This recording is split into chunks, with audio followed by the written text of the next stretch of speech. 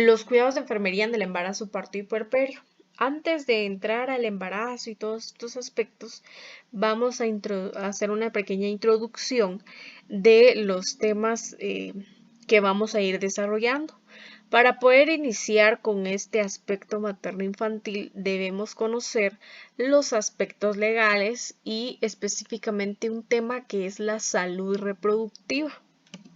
La salud reproductiva que está explícita en el artículo 25 en la política del desarrollo social nos dice que la salud reproductiva es un estado general de bienestar físico, psíquico, personal y social en todos los aspectos relacionados con la sexualidad humana.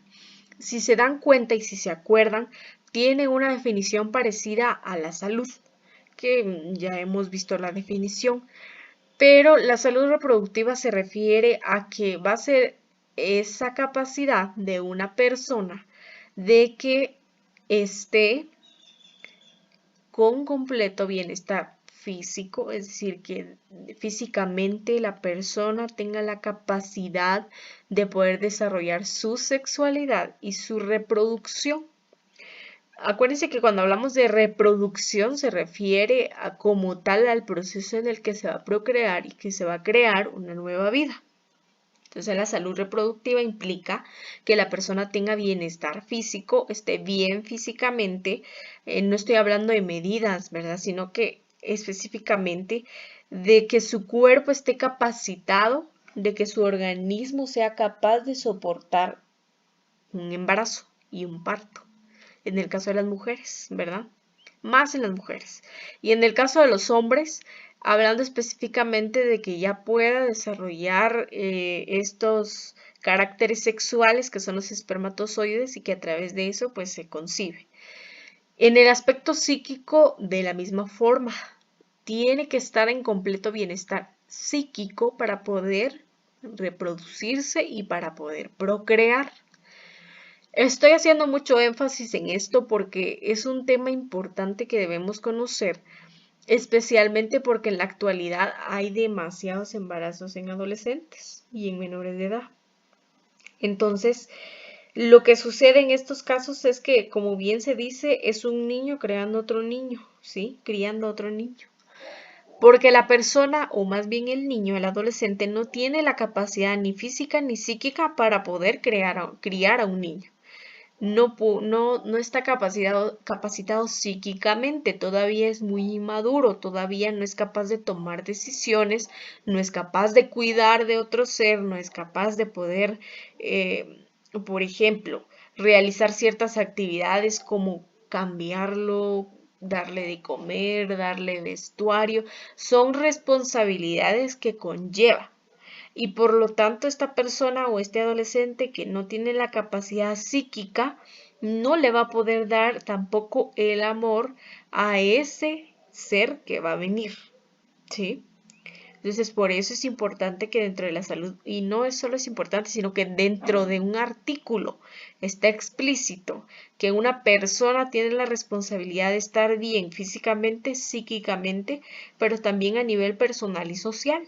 Quiere decir que se desarrolle en sociedad, que tenga un trabajo, que tenga una estabilidad económica, que tenga absolutamente madurez para poder criar a un ser humano que va a venir a este mundo, ¿sí? Y no solo para eso, sino para tomar decisiones de cuándo quiere procrear, ¿sí? En qué momento quiere procrear. Esto es parte de la paternidad y maternidad responsable que, si se acuerdan, en su momento lo vimos. Es importante dentro de este aspecto porque implica que una paternidad y una maternidad responsable es garantizar que el nuevo ser, la nueva persona que va a unirse a una familia tenga todo lo necesario, no solo económicamente, sino que también a nivel emocional, él reciba el afecto, el cariño, la atención que requiere un recién nacido, ¿sí? Aparte de eso, la paternidad y maternidad responsable, acuérdense que tiene mucho que ver también con la elección de los métodos anticonceptivos. Entonces, cuando se refiere a paternidad y maternidad responsable, no solo se refiere a cuando yo ya tengo hijos, sino antes de tenerlos, yo debo ser responsable de cuándo quiero tenerlos y de tener la capacidad de poder sostenerlos. Entonces, todo esto lo contempla este artículo. También está relacionado con que las personas ya tengan a nivel fisiológico las funciones que su cuerpo requiere para poder traer a un nuevo ser a este mundo. Que hablemos específicamente de la mujer. El cuerpo debe estar ya adaptado para poder recibir a este nuevo ser. ¿En qué sentido? En que las mamas ya deben estar desarrolladas para que puedan producir la prolactina y por lo tanto la lactancia materna. ¿Sí? Entonces, en ese ejemplo vamos. De la misma forma, pues es importante que la salud reproductiva sea garantizada a través de una vida sexual coherente con la propia dignidad personal. Llevar una vida sexual implica que se respete la dignidad de una persona y, como tal, la situación de vida que pueda llegar a tener. Cuando hablamos también de salud reproductiva se refiere a disfrutar de una vida sexual satisfactoria y sin riesgos. Esto también es importante porque en los últimos tiempos pues han habido muchas, si usted quiere, avances en la tecnología y en recursos y en lo que sea, y que entonces ahora crean muchos dispositivos y muchos objetos que aparentemente son para placer sexual, pero realmente en algunos casos son riesgosos para la vida de esa persona. Entonces en el artículo se contempla que debe garantizar también que la vida sexual sea satisfactoria, pero también sin riesgos para la persona, así como también tener la libertad de procrear o no, eso ya lo indicamos, y de decidir cuándo y con qué frecuencia van a tener una vida sexual también. Eso debe ser consensuado entre pareja, ¿verdad? No puede elegirlo una sola parte, no puede elegirlo una sola persona. Ambos, porque ambos están involucrados, deben decidir cuándo van a tener una vida sexual y con qué frecuencia, ¿sí? ¿En qué momento? Ambos, no solo una de las partes debe decidir en qué momento y con qué frecuencia, porque eso es lo que regularmente pasa, que va de la mano con muchos otros temas como, por ejemplo, la violencia o el machismo, pero en general esto es lo que contempla nuestro artículo. Y aparte, pues menciona de una forma responsable, que quiere decir que deben acatarse las medidas de protección y el uso de métodos anticonceptivos para garantizar la salud de ellos mismos y, en dado caso, prevenir un embarazo no deseado. ¿Sí? Aquí vamos a ver otra definición que complementa la anterior, que dice: implica la posibilidad de tener una sexualidad satisfactoria y segura, así como la libertad de tener hijos y de tener hijos sí y cuando se desea. Esta concepción de la salud reproductiva supone el derecho de las personas a elegir métodos anticonceptivos seguros, eficaces, asequibles y aceptables. Entonces, aquí dentro de la salud reproductiva también está incluida el uso de los métodos anticonceptivos y que por lo tanto estos métodos anticonceptivos deben garantizar que sean seguros, ¿verdad? Que sean útiles, que sí funcionen, que sean accesibles para esas personas y que lo requieran, que sean a bajos costos o que incluso en los centros o puestos de salud sean de manera gratuita y que estén accesibles y aceptables, especialmente, ¿verdad? Que la comunidad o que la población los acepte para que como tal los utilice. Y por supuesto, tener acceso a los servicios de salud apropiados que permitan embarazos y partos sin riesgos y den a las personas las máximas posibilidades de tener hijos sanos. Fíjense que esto es importante porque anteriormente yo les decía, bueno, la salud reproductiva implica que los padres sean responsables, que tengan capacidad psíquica, emocional, física, madurez, economía y todo para poder sostener a un hijo. Pero es importante mencionar que dentro de esta parte también nosotros como servicios de salud formamos parte. Nosotros como servicios de salud debemos también crear ese acceso adecuado, dar una atención adecuada hacia las personas para garantizar que esos niños que vayan a venir, que vayan a ser criados y que vayan a decidir los padres tener, tengan un acceso a la salud adecuado y de calidad.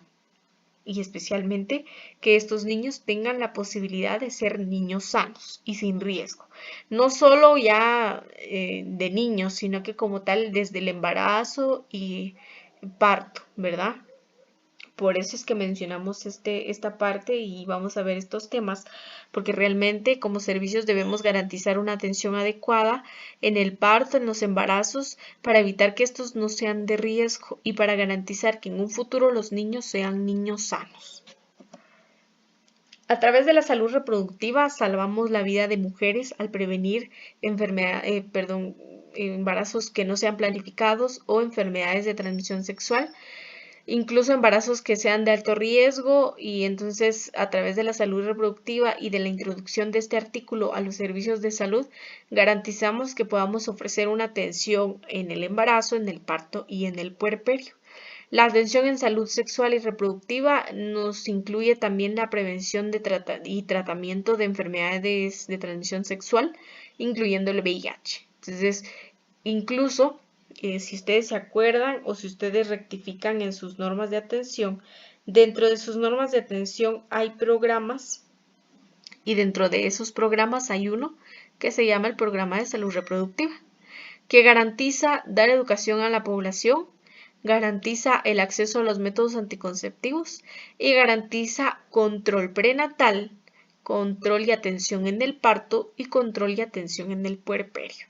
Entonces, de esa forma tenemos que garantizar el derecho de las personas a un embarazo, parto y puerperio seguros. Dentro del marco legal también vamos a mencionar que hay derechos a nivel de la reproducción y a nivel de salud reproductiva. Y número 1, vamos a mencionar que está el derecho a reconocerse como seres sexuados, a seres que necesitan o una de las necesidades es la reproducción. El derecho a tener relaciones sexuales consensuadas, ¿sí? Consensuadas se refiere a que ambas partes están de acuerdo, ambas partes han decidido tener relaciones sexuales. Y como bien mencionamos anteriormente, con qué frecuencia y cuándo tener una vida sexual activa. También está el derecho a vivir la sexualidad sin violencia, sin coacción, sin abuso, sin explotación o sin acoso. Es un derecho vivir la sexualidad sin que la violenten, sin que la coaccionen, es decir, sin que la obliguen, sin que sea por abuso o tampoco más bien evitar que sea por explotación o por acoso. Entonces, ese es un derecho. También está el derecho a la autonomía y a su autoestima para adoptar decisiones sobre la sexualidad igual. Todas las personas tenemos derecho a ser autónomos, a tomar nuestras propias decisiones y a tener una autoestima que nos permita tomar decisiones adecuadas sobre nuestra sexualidad, sobre cuándo iniciar nuestra vida sexual activa y de los métodos anticonceptivos que nosotros querramos utilizar. El derecho a decidir libremente si contraemos matrimonio, si convivimos con la pareja o si decidimos permanecer solos, ¿verdad? El derecho a informarse sobre la sexualidad, en cómo funciona el aparato reproductor femenino y masculino, las enfermedades de transmisión sexual, los métodos anticonceptivos, la fisiología de la menstruación, absolutamente todos los procesos que nosotros querramos saber, querramos conocer, nos llame la atención o simplemente querramos informarse, tenemos el derecho a obtener esa información a través de los servicios de salud, ¿sí? Y que incluso debería ser un derecho obtener esta información en cualquier aspecto, incluso en las escuelas. Hablando un poco más específicamente en los derechos reproductivos, aquí nos dice que está el derecho a decidir libre y responsablemente el número de hijas e hijos, el intervalo entre los nacimientos y a disponer de una información y educación por medios adecuados. Acuérdense que todos estos derechos son para ambas partes, no solo son para las mujeres, sino que son para hombre y mujer y para esas parejas que han decidido tener una vida sexual activa. Y por lo tanto, ambos tienen el derecho de decidir como pareja de manera libre y responsable cuántos hijos e hijas quieren tener. Y fíjense de esto que dice, porque aquí no solo dice derecho a decidir libremente, dice a decidir libre y responsablemente. Si diría libremente, entonces yo puedo tener los hijos que yo quiera. Pero como dice libre y responsablemente, quiere decir que yo tengo la posibilidad de elegir cuántos hijos quiero tener, sí, mientras yo sea responsable de la educación, del vestuario, de los alimentos, de todo lo que ese niño necesita. Entonces ahí hay dos aspectos, tanto libre como responsable, del número de hijos que voy a tener, cuánto tiempo voy a dejar entre cada nacimiento, y eso es muy importante. Desafortunadamente todavía hay machismo en algunos lugares, y entonces el esposo quiere tener tantos hijos como sea posible sin tomar en cuenta el riesgo que implica en la vida de la madre, ¿sí? Acuérdense que como mínimo deberían haber 2 a 3 años de diferencia entre cada hijo.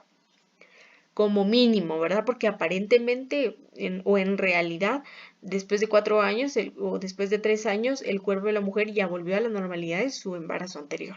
Entonces, lo recomendado es de 2 a 3 años después de cada hijo para poder garantizar que su cuerpo ya volvió a la estabilidad, tal vez no normal, pero la más adecuada para poder desarrollar otro embarazo. También el derecho a recibir información cada vez que lo quiera, en cualquier momento, a través de los medios adecuados, ya sea a través de la consejería o a través de material didáctico como volantes, afiches o de una plática general con el personal. Derecho a decidir libre y responsable. El querer ser padres o madres igual es un derecho. Nadie puede obligar a otra persona a ser madre o a ser padre. Debe ser una decisión libre y responsable. Derecho a acceder a los métodos de planificación familiar, pero que estos métodos sean seguros, sean aceptables y sean eficaces. El derecho a accesos a servicios de salud y atención médica que garanticen también una maternidad segura, libre de riesgo en el periodo de gestación, parto, posparto y lactancia.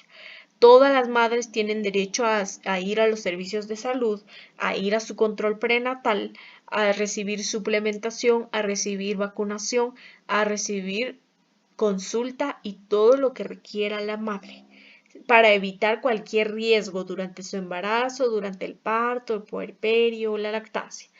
Quiere decir que aquí no está diciendo la mujer solo tiene que llegar cuando esté embarazada al centro de salud. No, puede llegar cuando sea su parto, puede llegar cuando haya cumplido o en los primeros 40 días después de haber dado a luz, y puede llegar también cuando esté dando lactancia materna. Todo ese proceso que esté dando lactancia materna puede llegar si tiene alguna duda sobre cómo dar de lactar o cómo o cuántas veces dar de lactancia, o por ejemplo por qué se le rajan los pezones o por qué no produce tanta leche. Todas las dudas que tenga la mujer tiene todo el derecho de ir a un servicio de salud y que en ese servicio de salud le den la información que necesita.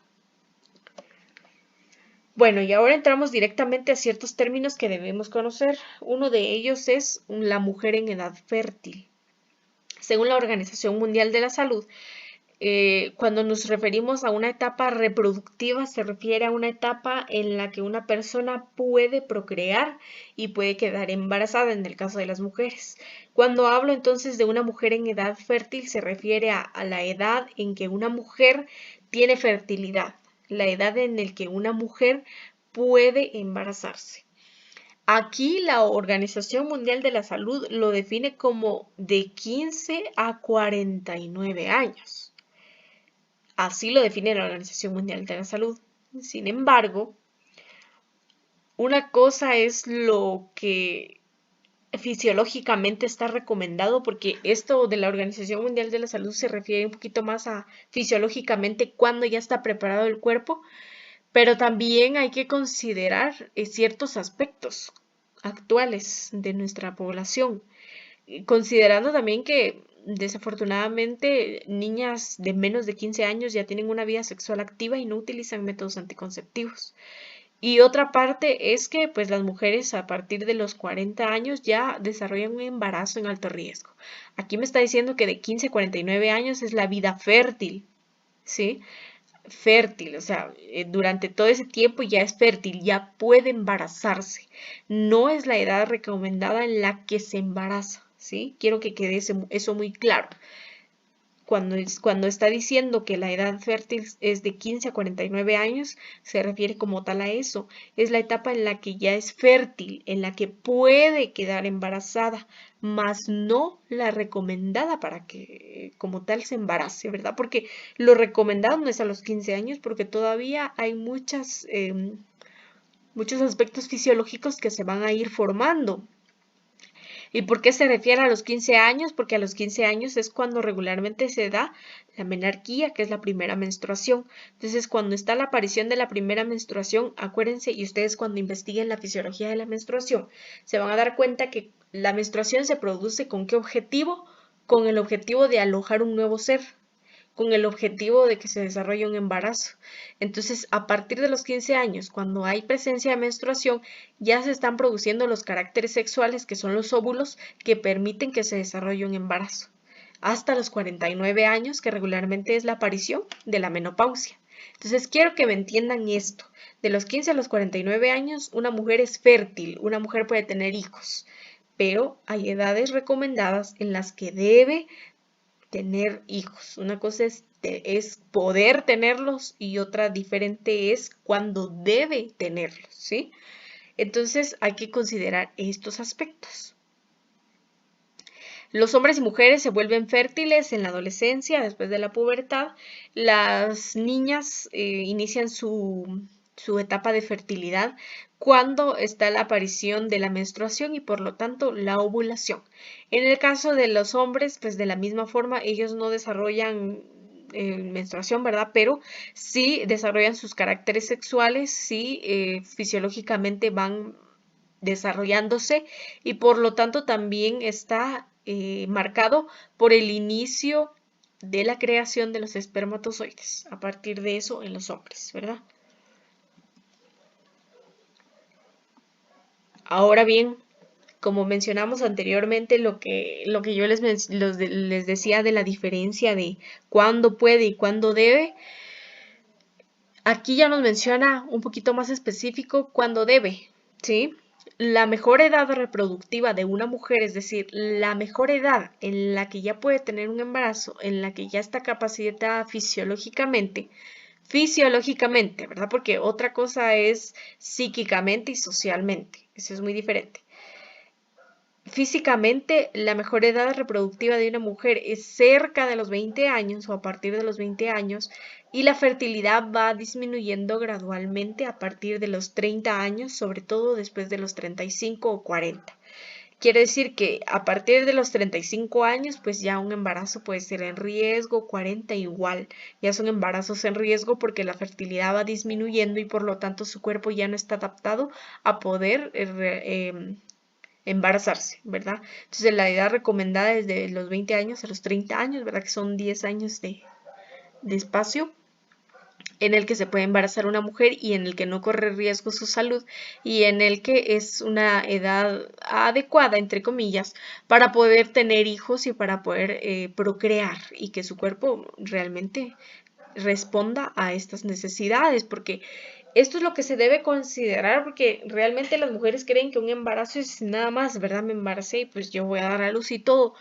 Pero ese proceso de embarazo implica muchas necesidades que tiene el feto para poder crecer, como la alimentación, mantener el peso, mantener la hidratación, los cambios que implica el acostumbrarse a tener el embarazo. Fisiológicamente también pasan muchos aspectos como la creación de la placenta, el traspaso de una cantidad de sangre de esa misma persona hacia su hijo. Entonces son muchos aspectos fisiológicos que no se consideran, ¿verdad? Entonces aquí en esta parte pues ya nos menciona cuándo es recomendado, ¿sí? Cuándo debe. Y el anterior pues es cuándo puede. Cuándo puede tener hijos y cuándo debe. Este es el cuándo debe. Aquí vamos a hablar un poquito de las etapas de la fertilidad femenina y cómo se van dando estas etapas. La etapa 1 es a los 14 años, que es cuando la mayoría de mujeres empieza a ovular, que como dije, es cuando se marca por la aparición de la menstruación. En la segunda etapa, que es la de 21 años o a partir de los 21 años, inicia la etapa más fértil de la mujer. A partir de los 21 años la mujer es más fértil. Y a los 30 años la fertilidad empieza a decrecer, es decir, empieza a disminuir. Bueno, a partir de los 35, ¿verdad? Entonces, digamos que tenemos 10 años de pauta como para garantizar que el embarazo sea efectivo y sea beneficioso, ¿verdad? Y sin riesgos, que sería de los 20 a los 30 años. En la etapa número 4, que es de los 37 años, pues la fertilidad femenina decrece aceleradamente. Si a los 30 años empezaba a disminuir, a los 37 disminuye mucho más y por lo tanto hay menos probabilidad de que quede embarazada la mujer. Y en la etapa número 5, que regularmente es a partir de los 40, 44 años, las probabilidades de una mujer para poder embarazarse y ser madre son muy bajas. No al 100%, quiere decir que nunca se va a embarazar en esa etapa, pero es muy poca la probabilidad porque el nivel de fertilidad ya disminuyó y por lo tanto la mujer ya no tiene, ni la mujer, ni fisiológicamente tiene la capacidad de poder ser madre, ¿verdad? Eso sería entonces en el caso.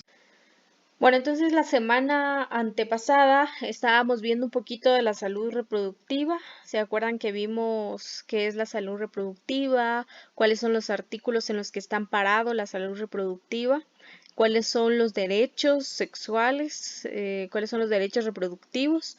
Y empezamos a ver algunos términos, ¿verdad? Vimos, por ejemplo, la mujer en edad fértil, que ya hablamos que no se refiere a, por ejemplo, la edad en la que debe o no debe quedar embarazada, sino que la mujer en edad fértil se refiere a cuál es el rango de edad en el que una mujer es fértil, en la que puede quedar embarazada. Entonces no es lo mismo el poder que el debe, ¿sí? Entonces, ¿cuándo puede quedar la mujer embarazada? A partir de los 15 años a los 49. Desde los 15 años una mujer puede quedar embarazada. Otra situación es cuestión de madurez, cuestión física, fisiológica y estar preparados emocionalmente como para un embarazo. Eso es algo diferente y que depende mucho de cada mujer el qué pensamiento tenga respecto a eso, ¿verdad? Para algunas puede ser a los 25, para otras puede ser a los 30. Eso ya depende de cada de cada una de las mujeres. Pero en general una mujer en edad fértil, una mujer que puede quedar embarazada es en este rango de edad que regularmente inicia desde la aparición de la menstruación en el caso de las mujeres, ¿verdad? A partir de que apareció la menstruación, automáticamente la mujer puede quedar embarazada o la niña o adolescente puede quedar embarazada. Porque acuérdense que la menstruación pues es el inicio de la vida reproductiva, es el inicio de la creación de los órganos sexuales, es el inicio de la creación y producción de óvulos, que es lo que permite como tal el embarazo. Entonces, por eso a partir de esta etapa, a partir de este evento es que se considera una mujer que puede quedar embarazada. Entonces vimos cómo se daban las etapas de la fertilidad y que claro va a ir disminuyendo progresivamente conforme la edad, que regularmente a partir de los 37 años para arriba ya son embarazos en riesgo, ¿verdad? Ya son considerados embarazos en riesgo porque la capacidad fisiológica de la mujer ya no está en las capacidades de poder procrear. Lo puede hacer, sí. Hay varias mujeres que han quedado embarazadas, hay varias mujeres que han dado a luz a los 40 años. Sí se puede, pero en realidad es un embarazo de alto riesgo en la que la mujer puede desarrollar muchas complicaciones y también el embrión puede desarrollar muchas complicaciones y requiere un control prenatal mucho más estricto. ¿Sí? Si por ejemplo una mujer en edad de 15, 25, 30 años tiene que llegar a sus controles a cada 3 meses, en el caso de una mujer que tiene un embarazo en riesgo, tiene que ser constante, evaluar la presión arterial, mantener el estado nutricional, verificar algún tipo de complicación, verificar el estado fetal, frecuencia cardíaca, líquido amniótico, todo porque es un embarazo en riesgo. Entonces implica un poquito más de complejidad y un poco más de atención especializada, ¿verdad? Bueno, dentro de otros términos que vamos a ir observando está el embarazo. Ustedes dentro de sus términos pues ya investigaron esta palabra. En el embarazo pues acordémonos que es un periodo o es una etapa que transcurre desde la concepción Es decir, desde que se fecunda un óvulo por un espermatozoide, desde que un hombre y una mujer tienen relaciones sexogenitales y los espermatozoides tienen salida hacia el canal vaginal y llegan al útero y fecundan un óvulo, automáticamente ahí inicia el embarazo, desde la concepción hasta el parto, que es como tal el nacimiento del feto, del nuevo ser que ha sido creado. Y durante este periodo el óvulo, perdón, fecundado se desarrolla en el útero. Entonces, más adelante vamos a ver cómo es la fisiología del embarazo, pero regularmente cómo se da. Bueno, hay liberación de óvulo, hay liberación de espermatozoides, el espermatozoide fecunda el óvulo y el óvulo se desarrolla en el útero, en el interior del útero, y automáticamente ahí se va formando el nuevo ser, los diferentes órganos, y el cuerpo de la madre suple las necesidades de este embrión. El embarazo dura aproximadamente 288 días, 40 semanas, 9 meses aproximadamente. Y al embarazo pues también le vamos a llamar un periodo de gestación. La gestación es un proceso vital, es un proceso parte de la vida que no necesariamente todas las mujeres pueden o deben tener, ¿sí? Eso es cuestión personal, es una decisión personal de si querer o no tener un embarazo, pero es un proceso vital, es un proceso de la vida y que implica, claro, muchas modificaciones, muchos cambios, tanto físicos, en el caso de la mujer van a haber muchos cambios físicos que vamos a ir viendo, pero también a nivel psicológico hay muchos cambios y emocionales. En el embarazo pues van a influir diferentes factores como lo pueden ser los factores culturales y los factores sociales. La mujer y todos nosotros vivimos en una sociedad, convivimos en una comunidad y como tal pues se acuerdan que ya vimos la comunidad y vimos que dentro de sus características pues está la cultura, están sus tradiciones y costumbres. Como tal, si nosotros pertenecemos a una comunidad, somos parte de esa cultura, de esas costumbres y de esas tradiciones.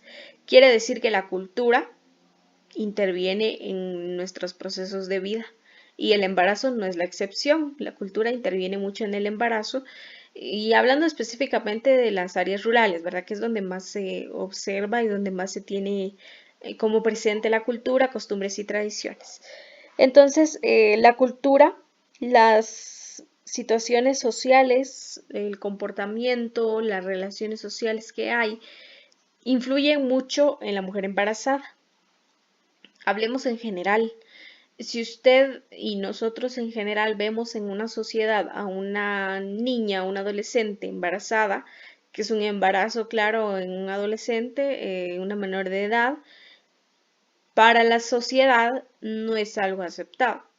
Para la sociedad es algo malo, algo que no debería pasar, algo que no está bien.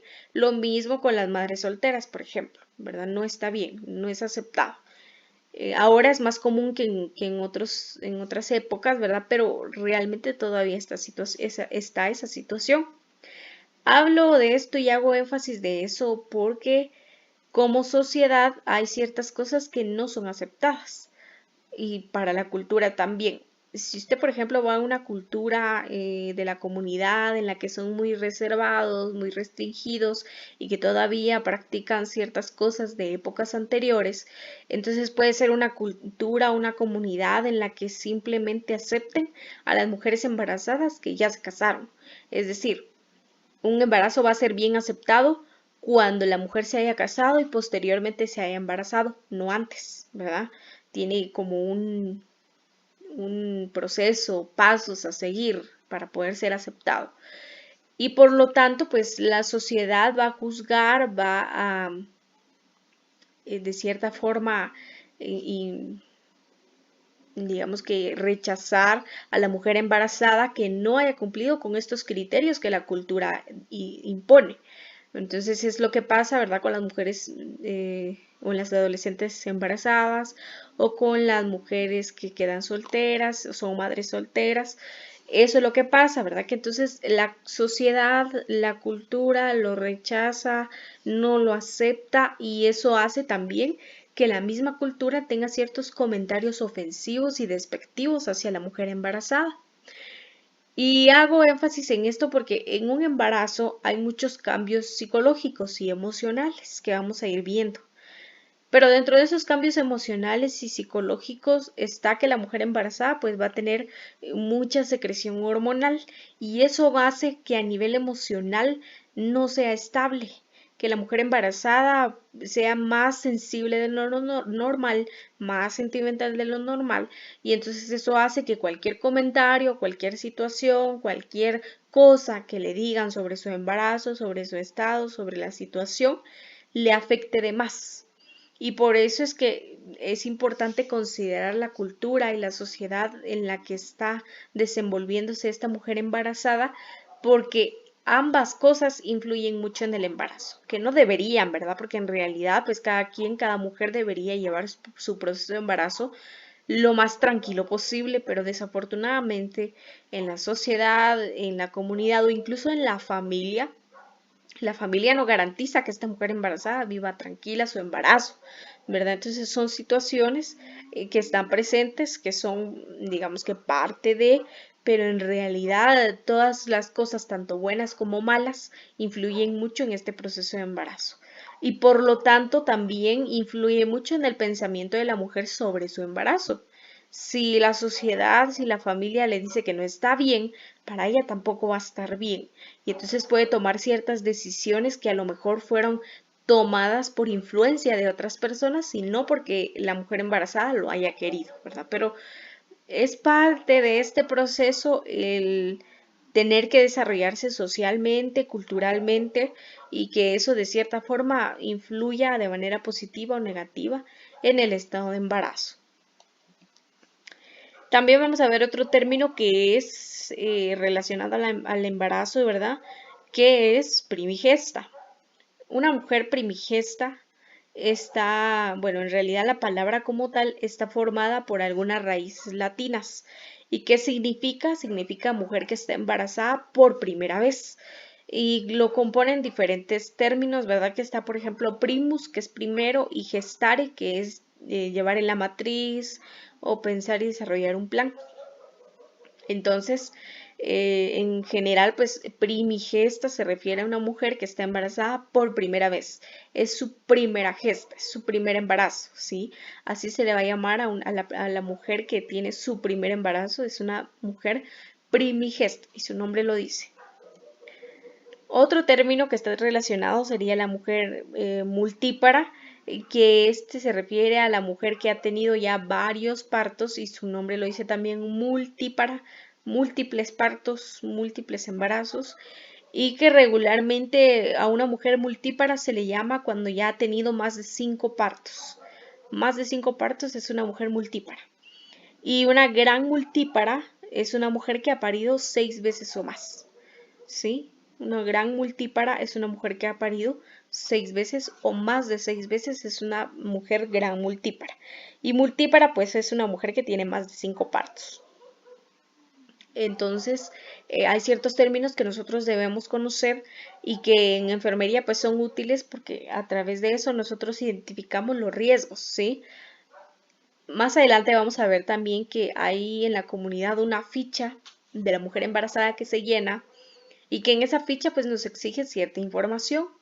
Nos pide, aparte de los datos personales, pues nos pide si la mujer tuvo algún aborto, cuántos partos ha tenido, cuántos embarazos, cuántos vivos, cuántos muertos, todo, a todos los datos obstétricos. Y eso nos sirve a nosotros para saber si catalogamos a una mujer como multípara o como primigesta y los riesgos que eso conlleva. En la mujer primigesta, pues claro, hay muchos riesgos también, pero digamos que si la mujer lleva su control, si la mujer se suplementa, si la mujer cumple con los criterios, pues no va a ser un embarazo en riesgo. En el caso de las mujeres multíparas, sí, porque después de 5 partos el cuerpo ya no responde de la misma forma. Puede haber hemorragias postparto, pueden haber complicaciones, pueden haber desgarros uterinos, entre otras complicaciones. Entonces, por lo mismo se tiene especial atención en identificar a las mujeres que son multíparas. Cuando una mujer multípara llega a nuestro servicio o llega al servicio de labor y partos, siempre es importante brindar plan educacional. ¿Para qué?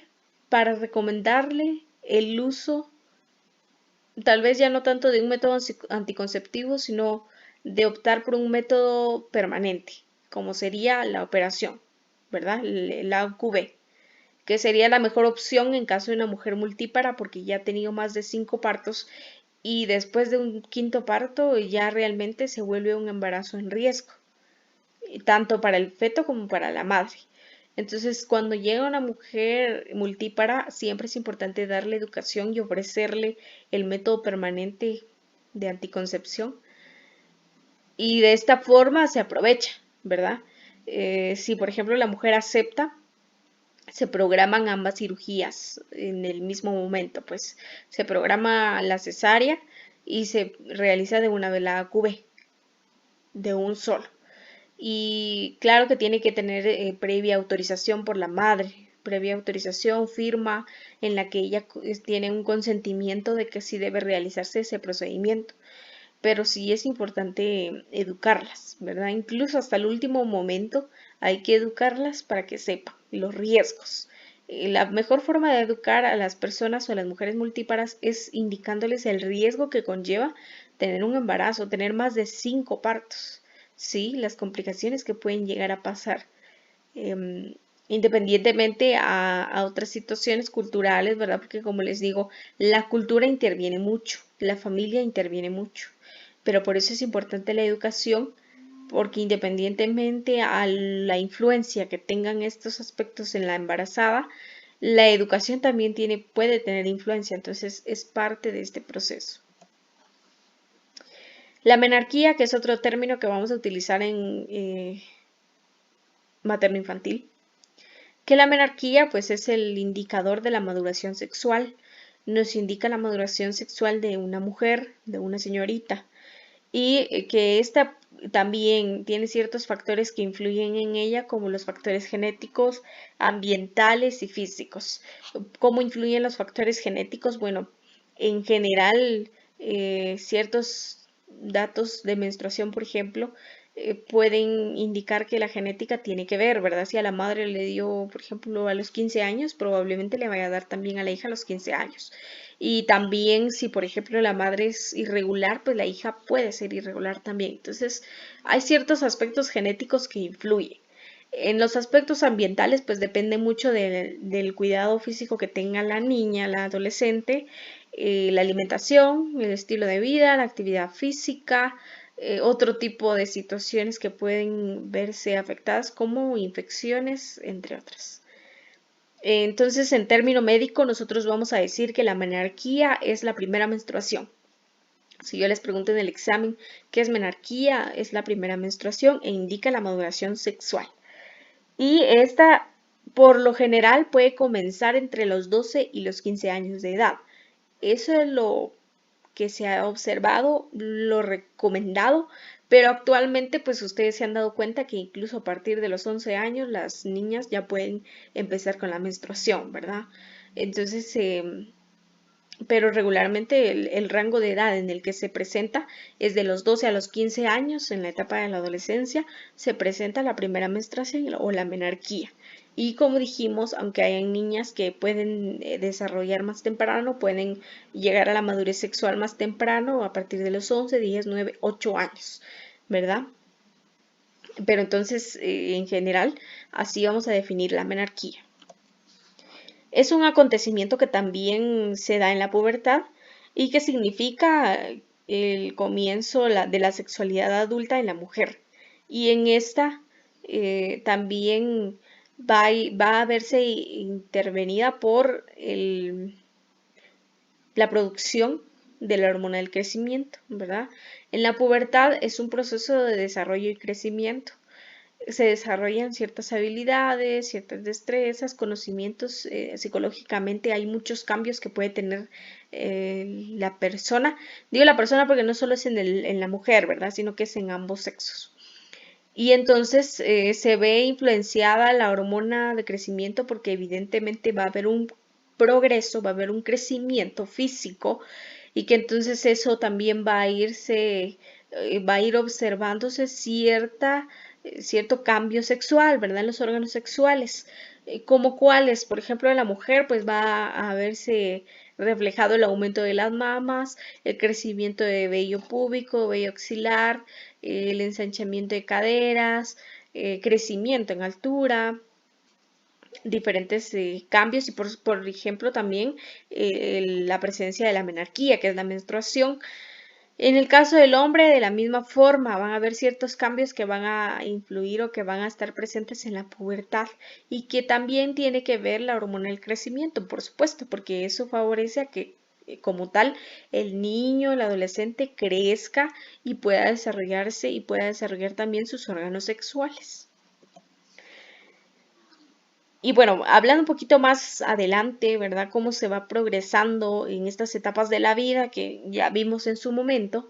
En la etapa de la vida del adulto mayor, pues también se van a dar ciertas etapas que también van a indicar el cese de la fertilidad y a esto nos referimos con la menopausia, que es el momento de la vida o la etapa de la vida en la que se deja de tener el periodo menstrual, que quiere decir entonces cuando desaparece la etapa menstrual o cuando ya no aparece la menstruación, quiere decir que ya se perdió la fertilidad y por lo tanto ya no van a producirse la misma cantidad de hormonas y eso va a afectar al cuerpo de la mujer. Entonces usted va a ver que en una mujer que ya empezó la menopausia van a haber muchos cambios hormonales y físicos también y que realmente son muy complejos. Realmente sí suelen afectar bastante.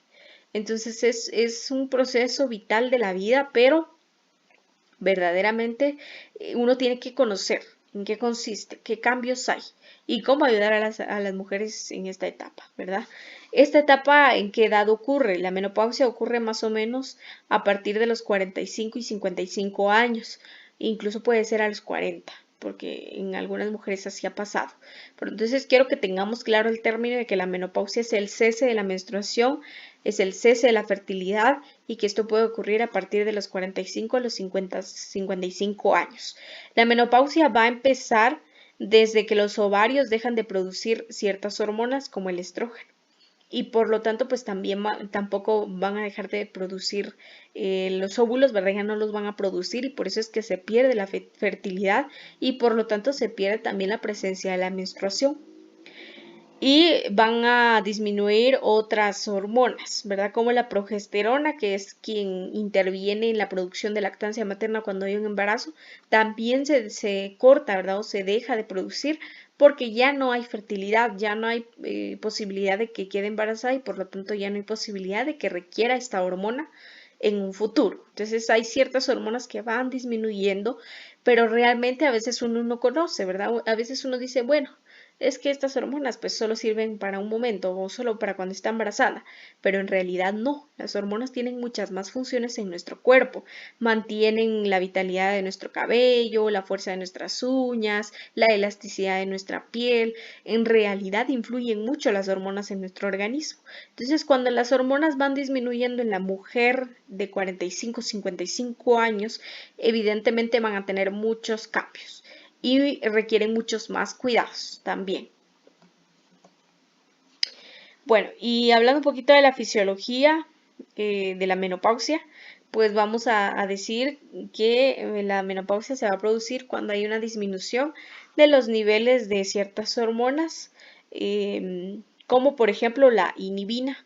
La inhibina es una hormona que regula la producción de la hormona folículo estimulante y que ésta interviene en el proceso menstrual y en el proceso de embarazo.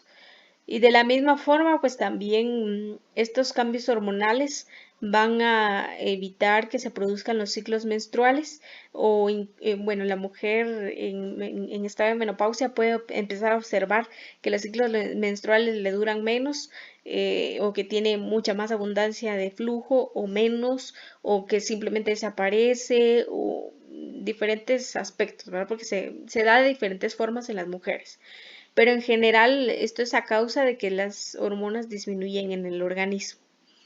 Algunos síntomas de la menopausia están los calores o sofocos, especialmente en las noches, ¿verdad? Sudores nocturnos excesivos, calor, aunque haya un clima templado, sienten demasiado calor, sienten que realmente se fatigan demasiado, cambios de humor constante por la misma disminución y cambios en las hormonas o en la producción de hormonas, trastorno del sueño, igual les cuesta demasiado conciliar el sueño, las menstruaciones irregulares, que como les decía, la mujer va a empezar a observar que tiene ciclos irregulares, que ya le duran menos o que son muy poco la secreción de menstruación. Hay ciertos cambios que se van dando. Y falta de apetito sexual, que también es uno de los síntomas que va a presentar la mujer en etapa de menopausia. El climaterio, que es parte de este proceso de menopausia, es un periodo de transición que se prolonga durante años. Este puede durar años. Y este climaterio se da antes y se da después de la menopausia. Y se da a causa del agotamiento ovárico. Es decir, los ovarios llegan a un proceso de agotamiento en los que ya están perdiendo sus funciones y eso hace que antes de que la mujer desarrolle la menopausia y después de haberla desarrollado va a haber una disminución de hormonas y por lo tanto van a haber ciertos síntomas. Entonces el climaterio como tal son esos síntomas que se van a observar tanto antes como después del proceso de la menopausia. Y es una etapa de la vida de la mujer en la que se caracteriza por la pérdida de la capacidad reproductiva, que es lo que decíamos, ¿verdad? Que ya no va a tener la capacidad de reproducirse porque se ha perdido la etapa o el periodo fértil. Y en el caso de los hombres sería la andropausia, ¿verdad? Si en las mujeres es menopausia, en el caso de los hombres es andropausia. Que de la misma forma la andropausia se refiere a la disminución de las hormonas sexuales masculinas como la testosterona y que esta también se produce aproximadamente de los 40 a 55 años de edad y que esta pues también va a verse asociada a ciertos signos y síntomas que están asociados a que la disminución de testosterona se está produciendo, ¿verdad? Entonces es exactamente, bueno, parecido el proceso de ambos, ¿verdad? Con la diferencia de que, claro, en la mujer pues sí hay presencia de menstruación, entonces se va a ver, este evento se va a ver reflejado cuando termina la menstruación. En el caso de los hombres pues es un poco menos observado o tal vez visible, si queremos llamarle, porque sí pasa, pero es menos visible porque no hay ningún evento común que pueda explicar o que pueda tomarse como inicio de este proceso, ¿verdad? Sí van a tener signos y síntomas por la disminución de las hormonas, sí, pero como tal no hay un evento fijo que indique que está en esta etapa. En el caso de la mujer sí, porque se ve más evidenciado cuando cesa la menstruación. Muy bien, entonces